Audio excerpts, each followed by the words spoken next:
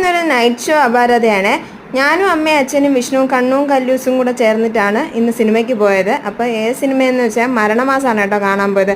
സിനിമയ്ക്ക് ചെന്ന് ടിക്കറ്റ് എടുത്ത പാടെ അകത്ത് കയറാനായിട്ട് നമ്മുടെ കണ്ണൂസൊന്നും സമ്മതിച്ചില്ല കേട്ടോ. അവൾക്ക് അവിടെ നിന്ന് ചോളം വേണമെന്ന് പറഞ്ഞു. അപ്പോൾ അത് വാങ്ങിച്ചു കൊടുത്തില്ലെങ്കിൽ പിന്നെ മനസ്സമാധാനമായിട്ട് സിനിമ മുഴുവനെ കാണാൻ സമ്മതിക്കില്ല.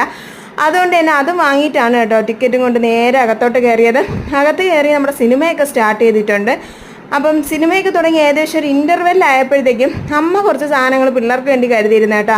നമ്മുടെ കല്ലൂസിന് കപ്പലണ്ടി ഭയങ്കര ഇഷ്ടമാണ്. അപ്പോൾ അതുകൊണ്ട് അവൾക്ക് വേണ്ടി കുറച്ച് കപ്പലണ്ടിയൊക്കെ എടുത്ത് വെച്ചിട്ടുണ്ടായിരുന്നു. പിന്നെ നമ്മുടെ കണ്ണുമണിയാണെങ്കിൽ അപ്പുച്ചൻ്റെ കയ്യിൽ തന്നെയായിരുന്നു കേട്ടോ ഇരിപ്പെന്ന് പറയണത്. കണ്ണൂസും അപ്പുച്ചനും ആയിരുന്നു അന്നത്തെ കോമ്പിനേഷൻ എന്ന് പറയണത്. പിന്നെ ഇടയ്ക്ക് ചെന്ന് വിഷ്ണു കുറച്ച് ചീസ് ബോൾസ് വാങ്ങിച്ചുകൊണ്ട് വന്നു കേട്ടോ. അതൊക്കെ കഴിച്ചു. അപ്പോൾ സിനിമ എങ്ങനെ ഉണ്ടായെന്ന് ചോദിച്ചാൽ ഒരു അടിപൊളി സിനിമയായിരുന്നേ.